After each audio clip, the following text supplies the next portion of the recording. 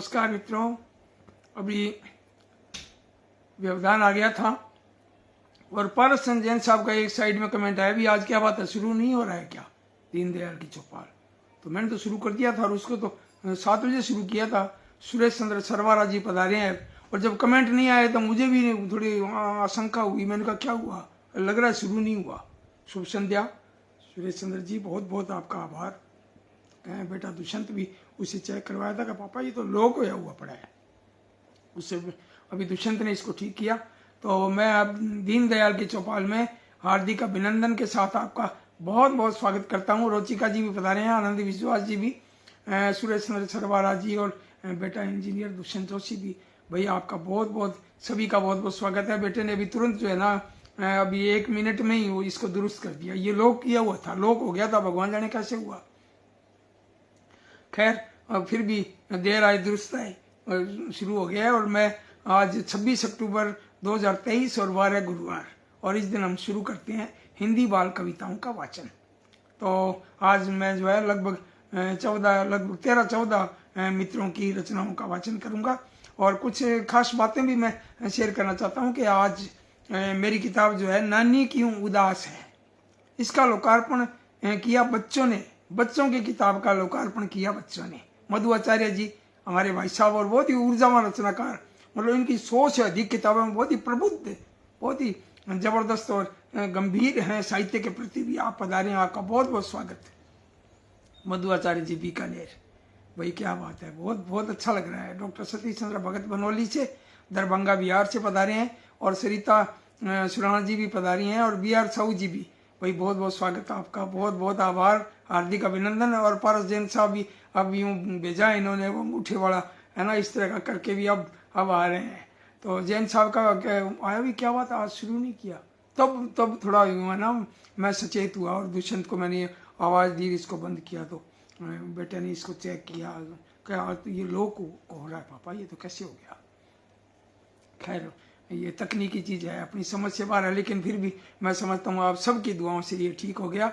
और मैं ये कह रहा था कि मेरी किताब जो है नानी क्यों उदास है, राजस्थानी भाषा साहित्य एवं संस्कृति अकादमी बीकानेर की ओर से आर्थिक सहयोग से ये 64 पृष्ठों की और ये बाल गीतों की किताब जो है मेरी प्रकाशित हुई थी। आज इसका किताब का लोकार्पण किया बच्चों ने, बच्चों की किताब का लोकार्पण बच्चों के द्वारा। तो एक तो विरासत विद्यापीठ के आर्यन वर्मा, बहुत ही जबरदस्त टैलेंटेड जो बच्चे हैं, मतलब ये आज के। और एक है सृष्टि झा जो north point public school Hanumangarh से। और तीसरे हमारे नाती हैं केंद्रीय विद्यालय सीकर से, तो केंद्रीय विद्यालय सीकर से अभिमन्यु तिवारी। और विरासत विद्यापीठ के जो है आर्यन वर्मा, इन्होंने मुख्य अतिथि रहे। और सृष्टि झा ये नॉर्थ जो पॉइंट पब्लिक स्कूल हनुमानगढ़ आपने अध्यक्षता की, सृष्टि झा ने, जो कि 8th क्लास की छात्रा है।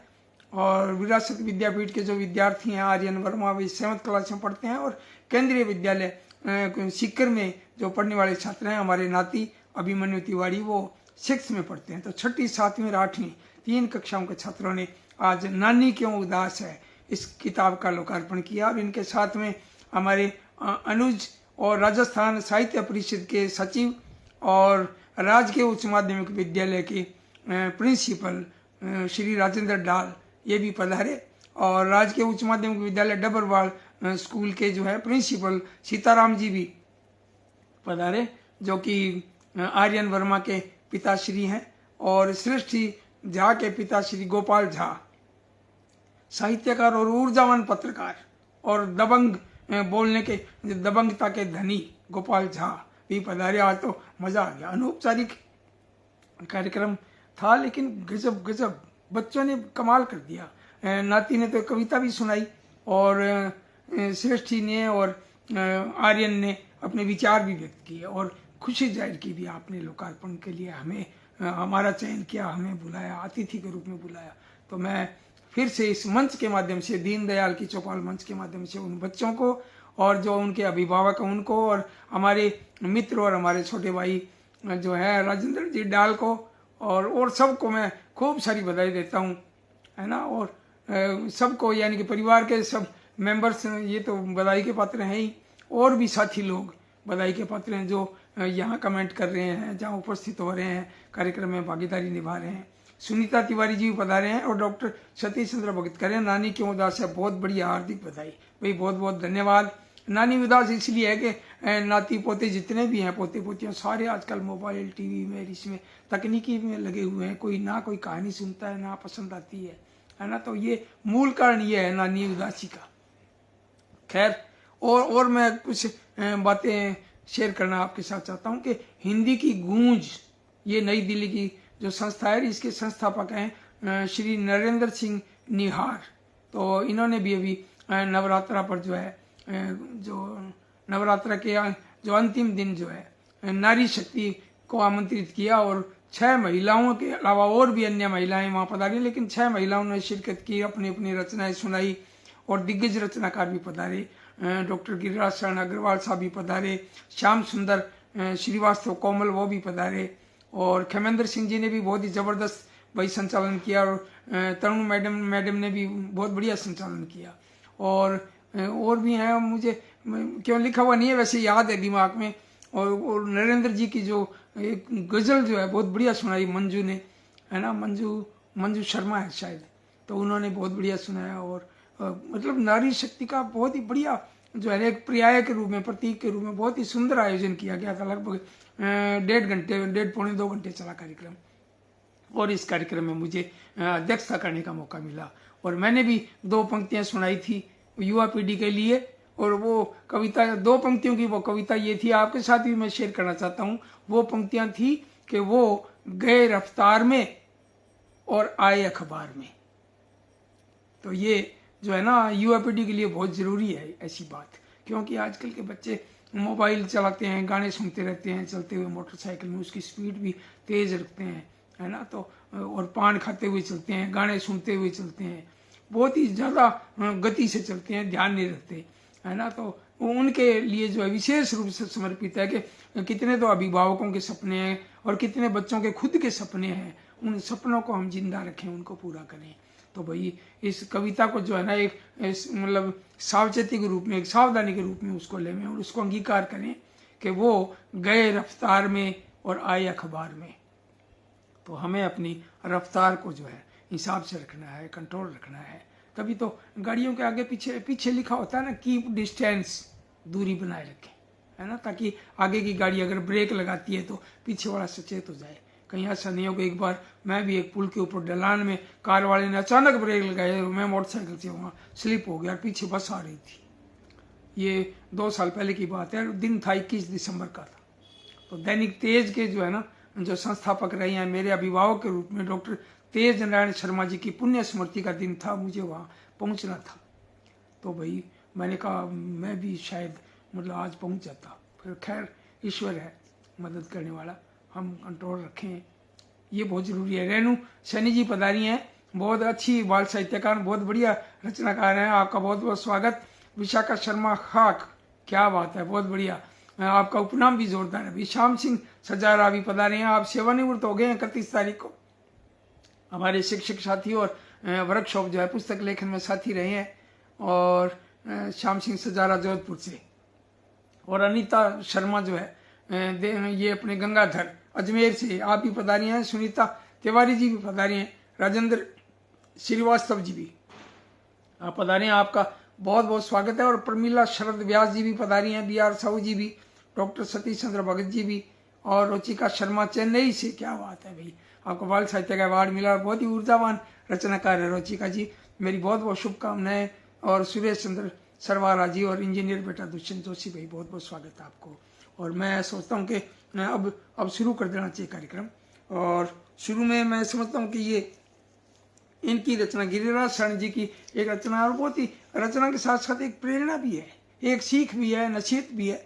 और वो रचना जो है वो उसका नाम है एम्बुलेंस, और रचनाकार डॉक्टर गिरिराज शरण अग्रवाल, बिजनौर उत्तर प्रदेश।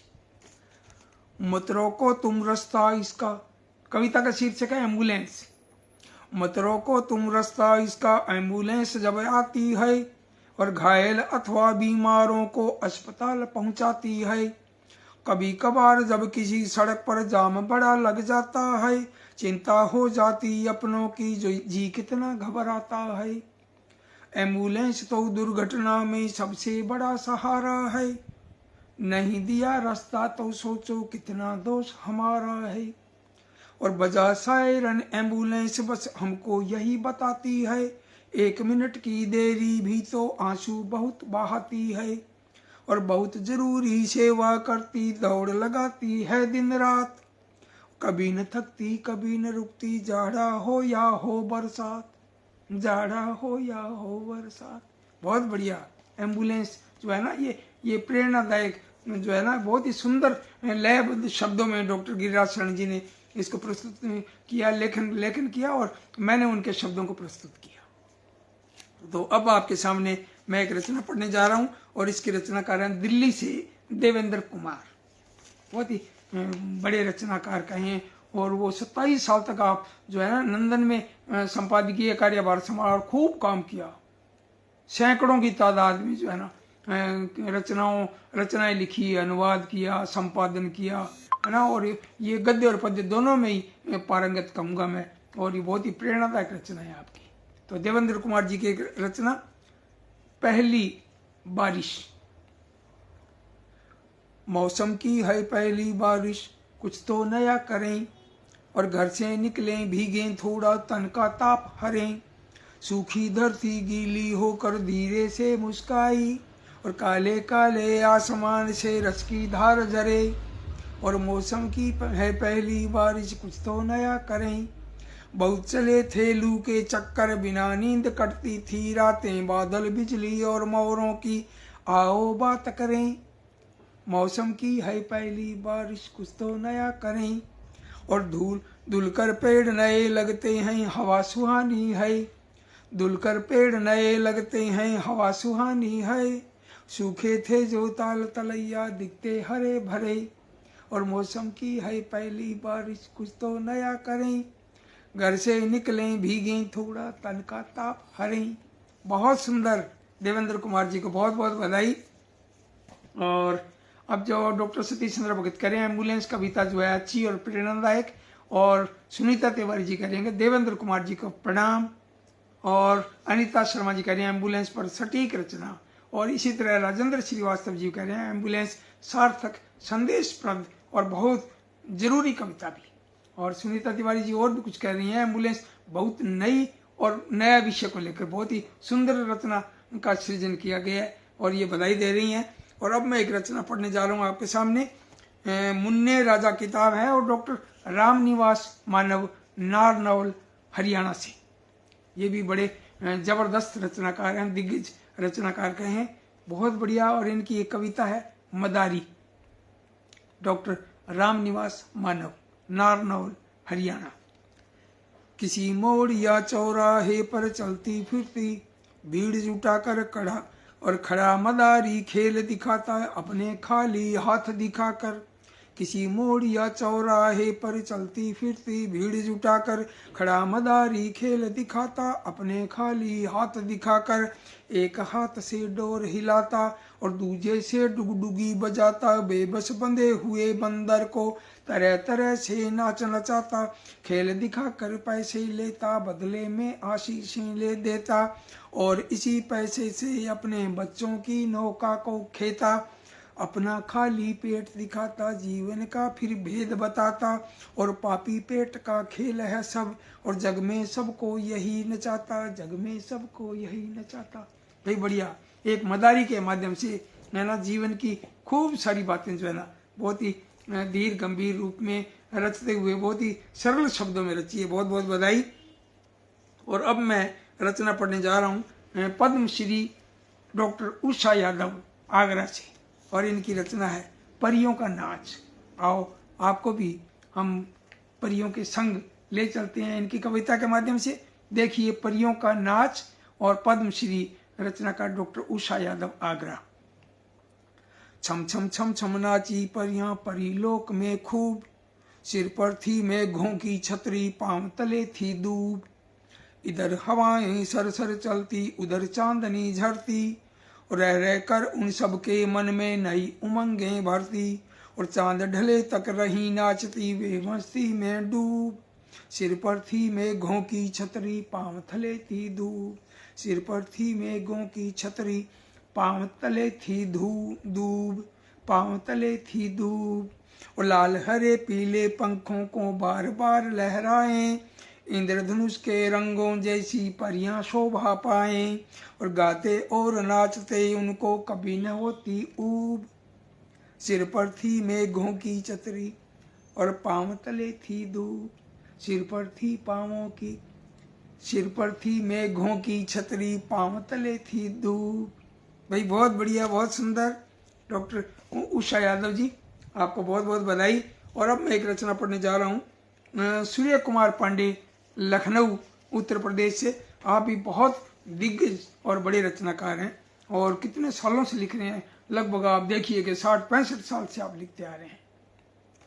तो सूर्य कुमार पांडे जी लखनऊ से, और इनकी रचना देखिए आप, बहुत ही जबरदस्त विषय लिया है, प्रदूषण। नहीं भला यहाँ कहाँ प्रदूषण, जहाँ जाइए वहाँ प्रदूषण। नहीं भला यहाँ कहाँ प्रदूषण, जहाँ जाइए वहाँ प्रदूषण। और धुआं दिखता अच्छा खासा, लगता दिन में घिरा कुआसा। मोटर चिमनी धुआं धुआं है, धुआं आंख में भरा हुआ है। ऐसा लगता मिर्च पड़ी है या आंखों में सुई गड़ी है। बच्चे बूढ़े खो खो खांसे, फूल रही है सबकी सांसें। वायु प्रदूषण, शोर प्रदूषण, फैला चारों ओर प्रदूषण। और जब से इसने मारी टक्कर, सारी धरा हुई घन चक्कर। और उल्टी हुई प्रकृति लीला, लाल चंद्रमा सूरज पीला। और पाठ नया अब पढ़ना होगा, इससे सबको लड़ना होगा। जन जन को समझाना होगा, इसको मार भगाना होगा। भाई बहुत बड़ी समस्या है प्रदूषण की, और इसको हम ही फैला रहे हैं, और दूर जो है ना हमें करना है। और ये कविता में भी ये संदेश है ना। तो बहुत बढ़िया संदेश दिया गया है कि ये जो प्रदूषण हम फैला रहे हैं इसको हम ही दूर करें। तो पारासन जैन साहब कह रहे हैं कि परियों की प्यारी और न्यारी कविता, बहुत बहुत बधाई। हरीश सेठी जी जिलमल पधारे हैं। और पारासन जैन साहब जो है देवली जिला टोंक और राजस्थान से। और सौम्या पांडे आप पधारे हैं, कह रहे हैं बहुत सुंदर। और आपको हरीश सेठी जी जिलमिल प्रणाम कर रहे हैं, तो बहुत बहुत प्रणाम आपको भी, बहुत बहुत प्रणाम। और बहुत बढ़िया आप पधारे हो। अब देखिए दिविक रमेश नोएडा से, बहुत ही बड़े रचनाकार। आप तो 15-20 देशों में भी गए हैं और खूब लिखा है, और इतना बढ़िया लिखा है, मतलब ऐसा जैसे पूरा चित्र की तरह है वो। यानी ऐसी जो कहना निर्जीव चीजों को एक जिंदा कर दिया है, मतलब ऐसे, और उनसे बातें करवाई हैं। और बहुत ही एक आंख खोलने वाली रचना है। और अब ये देखिए इतनी बढ़िया है, आज के समाजहीन और जो है ना ऐसे माहौल में जहाँ समाज की स्थिति भी नहीं है, और जो मित्रों की तो बात ही कहाँ, मित्र तो बहुत ही गिने चुने रह गए, समय नहीं है मित्रों को। तो ऐसी स्थिति में आपकी एक कविता है कि हर बच्चे को दोस्त बनाएं, और इसके रचनाकार है डॉक्टर दिविक रमेश, नोएडा उत्तर प्रदेश। आओ दोस्ती का मिलजुल कर हर बच्चे तक हाथ बढ़ाएं, छूट न जाए कोई बच्चा, हर बच्चे को दोस्त बनाएं। पौधे हो चाहे हो प्राणी, हम तो चाहते दोस्त बने सब, कोई भी न लड़े कभी भी, हम तो चाहते दोस्त बने सब।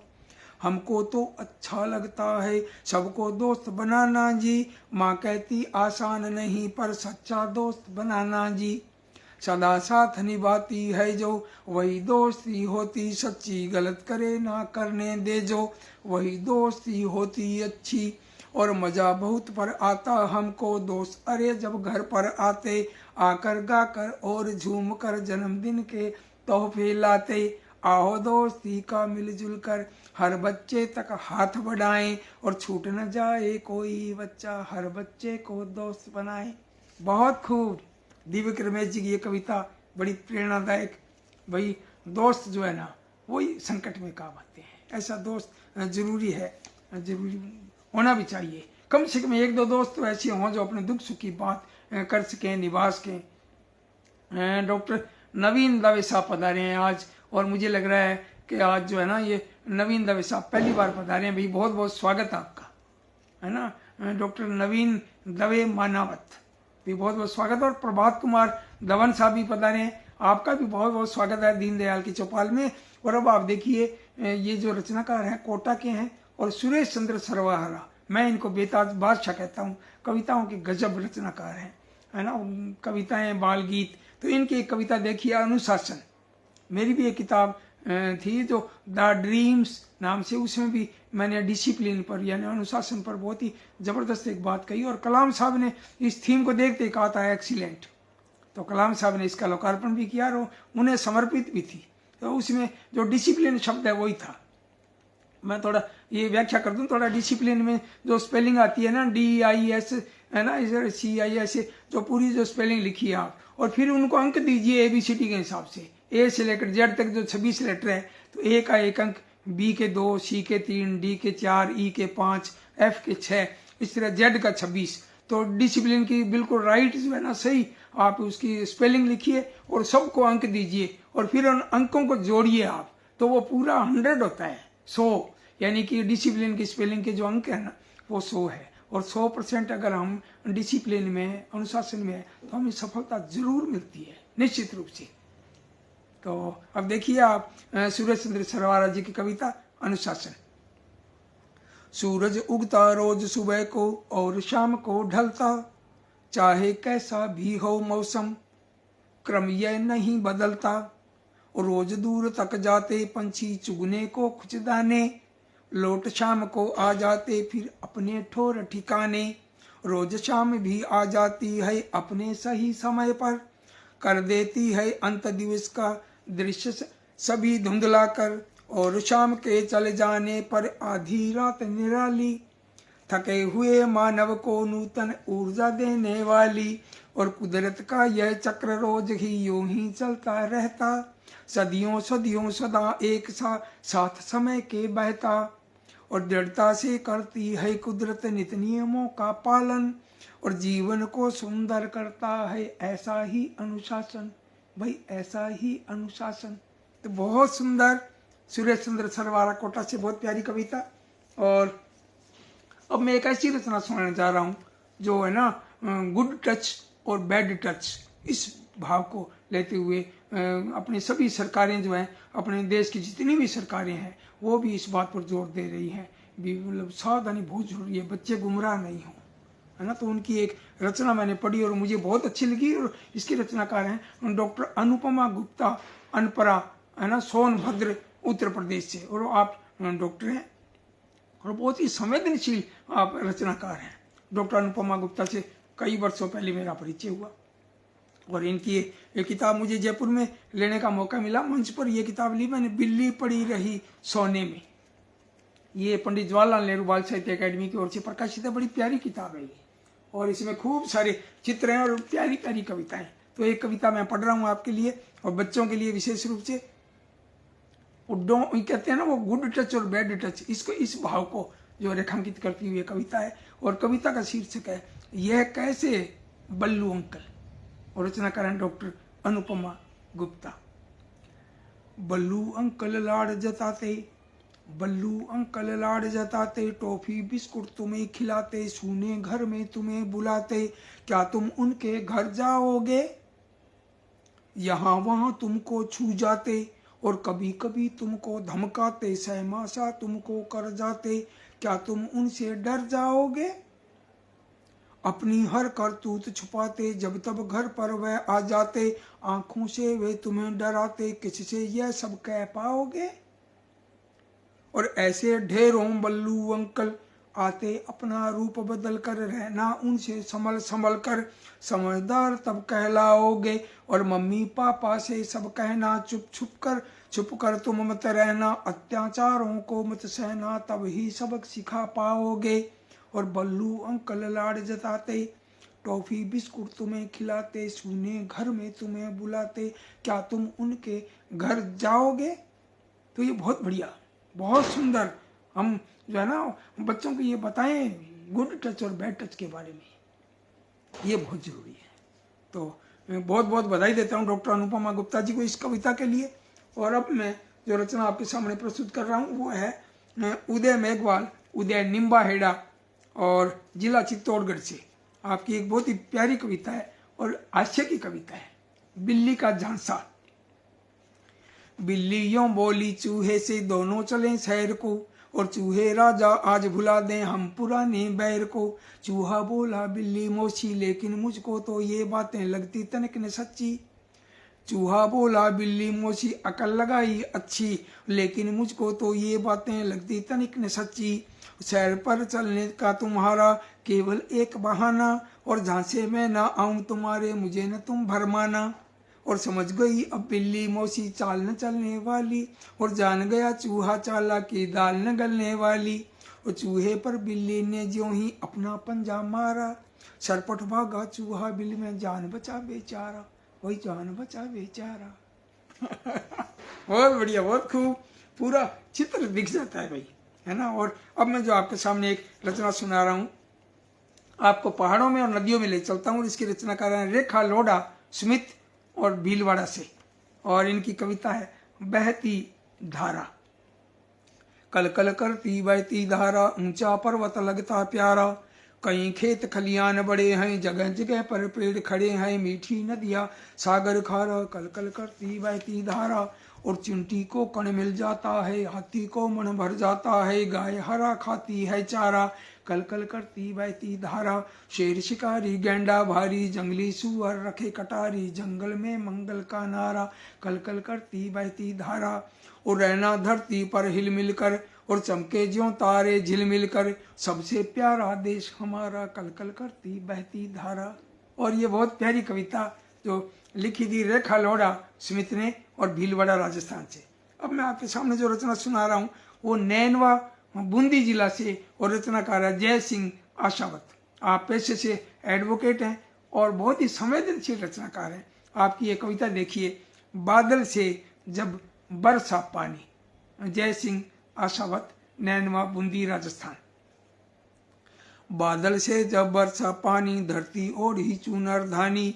और सबके मन में खुशियां छाई, मेढक गाने लगे बधाई। पेड़ों में भी आ गई जान, वन उपवन हरियाली छाई। दादी बांट रही गुड़दानी, और बादल से जब बरसा पानी। और चिंकू पिंकू तुम भी आओ, बरसे बरखा खूब नहाओ। पर हम सब मिल रखें ध्यान, और गहरे पानी में मत जाओ, बहुत कीमती है जिंदगानी। बादल से जब बरसा पानी। और मक्का ज्वार बाजरा सोया, चौला मूंग मोठ भी बोया। निचले खेतों धान रोप दी, और निचले खेतों धान रोप दी। तब किसान का मन हर्षाया, वर्षा पर निर्भर है किसानी। बादल से जब बरसा पानी। हमको पिकनिक पर है जाना, चुन्नू मुन्नू गाते गाना। बहता झरना लगता सुंदर, लेकर वहाँ पकौड़ी खाना। नहीं करेंगे फिर शैतानी, बादल से जब बरसा पानी। बादल से जब बरसा पानी, धरती ओढ़ी चुनर धानी। तो इसके रचनाकार थे जय सिंह आशावत, और इनको मेरी ओर से बहुत बहुत बधाई। और अब मैं एक ऐसी रचनाकार कोटा राजस्थान से डॉक्टर कृष्णा कुमारी, और डॉक्टर ज़्यादा जोर डॉक्टर पर इसलिए दे रहा हूँ कि आपने मेरे बाल साहित्य पर पीएचडी की थी, है ना। तो डॉक्टर कृष्णा कुमारी जी को पीएचडी करने पर फिर बहुत बहुत बधाई फिर से। और इनकी रचना पढ़ रहा हूँ, वो भी बादल पर है। अभी मैंने पढ़ी थी रचना, है ना। अभी बादल पर देखिए, डॉक्टर कृष्णा कुमारी कोटा से, बहुत ही प्यारी और छोटी सी कविता। मैं हूँ एक बादल बंजारा, मैं हूँ एक बादल बंजारा, फिरता नभ में मारा मारा। और पर्वत पर्वत घर है मेरा, घाटी घाटी करूँ बसेरा। और वश में सूरज चंदा मेरे, तारे खूब लगाते फेरे। मुझे देख कर मोर लुभाते, ठुमक ठुमक कर टेर लगाते। सबके हित जल बरसाता हूँ, कोई भेद न रख पाता हूँ। और मैं हूँ एक बादल बंजारा, फिरता नभ में मारा मारा। भाई बहुत बढ़िया कविता, बहुत प्यारी, छोटी है लेकिन बहुत प्यारी। कृष्णा मीना जी पधारे हैं, आपको बहुत बहुत स्वागत। भाई क्या बात है, आपका तो पोज ही बहुत प्यारा लगा हुआ। छोटा सा फोटो दिख रहा है मुझे ऐसे, है ना। ऐसे ऐसे ऐसे हाथ पर ऐसे लग रहा है जैसे चेहरा टिकाई हुई, माथा टिकाई हुई। बहुत ये आपने ठोडी पर जो हाथ रखा हुआ है, बहुत प्यारी फोटो लगा रखी है। इसी तरह हरीश सेठी झिलमिल, आप जो सिरसा से, और डॉक्टर जो है ना ये सुरेश सरवारा जी, देखो क्योंकि डॉक्टर तो आजकल लगभग पीएचडी लोगों ने की है, और वैसे भी कुछ लोग वैसे भी मानद उपाधि भी लगा लेते हैं। तो जुबान पर आए हुए हैं। इलाहाबाद की बात है, मुझे भी 2001 की बात है, तो वहाँ मुझे उपहार स्वरूप एक दिया था, एक बैग दिया था, डायरी दी, उसमें लिखा हुआ था डॉक्टर दीनदयाल शर्मा। तो मैंने निवेदन किया आयोजक महोदय से, मैंने कहा सर मैं डॉक्टर नहीं हूँ, क्षमा करना, और मुझे डॉक्टर नहीं दीनदयाल शर्मा ही कहें आप है ना। तो जैसे पटियाला गया तो वहाँ भी डॉक्टर दर्शन सिंहासट हैं और PhD हैं आप, तो आप भी मुझे ये कहते हैं और डॉक्टर साहब। मैंने कहा भाई मुझे डॉक्टर मत कहो यार आप। बोले नहीं नहीं हम तो कहेंगे आपको भाई कहो तो आपकी इच्छा है। तो पारस चंद जैन साहब देवली टोंक से आप पधारे हैं और सरवारा साहब की अनुशासन पर बहुत प्यारी कविता के लिए बधाई दे रहे हैं, और जीवन में अनुशासन के लिए अनीता शर्मा गंगाधर अजमेर से भी आप बधाई दे रहे हैं। और आप देखिए आप इनके बाद में जो है हरीश सेठी झिलमिल जी और कृष्णा मीना जी, और कृष्णा जी की कविता के लिए सुरेश चंद्र सरवार जी बधाई दे रहे हैं। डॉक्टर कृष्णा कुमार जी को सुंदर बाल कविता के लिए बधाई। और हमारे मित्र जो हैं और सीनियर स्कूल के प्रिंसिपल और सूर्याराम जी बिश्नोई आप जो पधारे हैं, भाई आप स्वस्थ हो गए हैं, बहुत बहुत आपके स्वास्थ्य की शुभकामना के लिए। और अब मैं एक आपको छोटी सी एक जो है ना बहुत ही प्यारी सी कविता सुना रहा हूँ। एक बिटिया हमारे एक मित्र हैं और हमारे अनुज जो है डॉक्टर नागेश पांडे संजय शाहजहांपुर, तो इनकी बिटिया है सृष्टि पांडे, इनकी किताब है चुनमुन के गीत। तो इनका एक छोटा सा गीत मैं सुना रहा हूँ और आपको मैं मेले में ले चलता हूँ। सृष्टि पांडे और इनकी रचना है मेला। गए घूमने हम सब मेला, मेले में थी ठेल मठेला, हमने मिलकर झूला झूला, फिर खाए मक्के के फूला। और टिंकू ने थी कार खरीदी और खरीदी रितु ने गुड़िया, और मानस को गुब्बारा भाया, रवि ने ली चूरण की पुड़िया।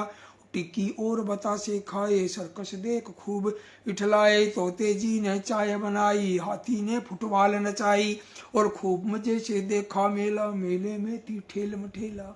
गए घूमने हम सब मेला, मेले में थी ठेलम ठेला। बहुत प्यारी कविता, बहुत बढ़िया। हमारी बिटिया सृष्टि पांडे को बहुत बहुत बधाई। और एक जो है ना मैं ज़्यादा समय नहीं लूँगा, एक कविता आपको मैं सुनाना चाहूँगा। अभी 1 अक्टूबर को कार्यक्रम था, डॉक्टर राजकुमार निजात जी ने कार्यक्रम किया था अखिल भारतीय स्तर का, और वहाँ जो है ना मुझे सम्मानित भी किया आपने। डॉक्टर सुरेंद्र जो वर्मा उनके नाम से जो है अखिल भारतीय स्तर पर वहाँ सम्मानित किया था, शॉल वगैरह और मानदेय के रूप में भी राशि भी दी और मालाएं वगैरह पहनाई, और खूब बढ़िया कार्यक्रम था, देश भर से लोग पधारे थे।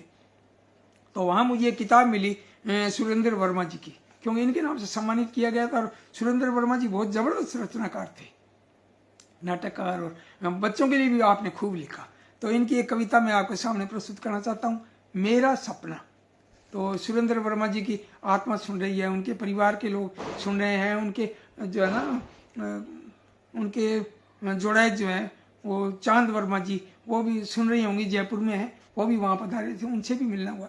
तो सुरेंद्र वर्मा जी की कविता मैं इनकी किताब हाथी बिल्ली पहुँचे दिल्ली इसमें से सुना रहा हूँ, और कविता का नाम है मेरा सपना। रात मुझे यह सपना आया, परियों ने था मुझे जगाया, रात मुझे यह सपना आया, परियों ने था मुझे जगाया, लेकर मुझको उड़ी आकाश, पहुंची सब तारों के पास, तारों से मिल खाना खाया, और दूध चंदा मामा लाया, और चुंदड़ी चांदी वाली बिजली की पाजेबें डाली, और चरखा काते बूढ़ी नानी मुझे सुनाने लगी कहानी, सुनी कहानी परियां आई, मुझको फिर धरती पर लाई, टूट गया तब मेरा सपना, मैंने छोड़ा बिस्तर अपना, टूट गया तब मेरा सपना, मैंने छोड़ा बिस्तर अपना। ये बहुत बढ़िया, सुबह सुबह का ये सपना आपको आया और आपने वास्तव में इस कविता में पद्य में ये लिखा, और मैंने इसका वाचन किया। तो मेरी बहुत बहुत शुभकामनाएं जो जुड़े हैं मेरे साथी, जिनकी कविताओं का मैंने वाचन किया, और जो साथी रहे हैं उनकी रचनाओं का भी मैं वाचन करता रहूँगा, क्योंकि मेरे पास किताब सामने होती है, उनकी कविताएं सामने होती है। और टाबर टोली जो है बाल अखबार, उसके सौजन्य से ये कार्यक्रम करते हैं, तो मैं आपकी रचनाएं टाबर टोली में भी प्रकाशित करता हूँ। बच्चों का जो अखबार है बाल अखबार टाबर टोली, उसमें भी प्रकाशित करते हैं और वाचन भी करते हैं। और 3 दिन कार्यक्रम करते हैं, बुधवार को बाल कहानी, और गुरुवार को बाल कविताएं, और शुक्रवार को राजस्थानी बाल साहित्य। इसमें कभी कहानी तो कभी बाल कविताएं। तो कल मिलते हैं शाम को 7 बजे राजस्थानी बाल साहित्य के प्रोग्राम में। आपका स्वागत, और अब आपसे लूँ इजाज़त। धन्यवाद, नमस्कार।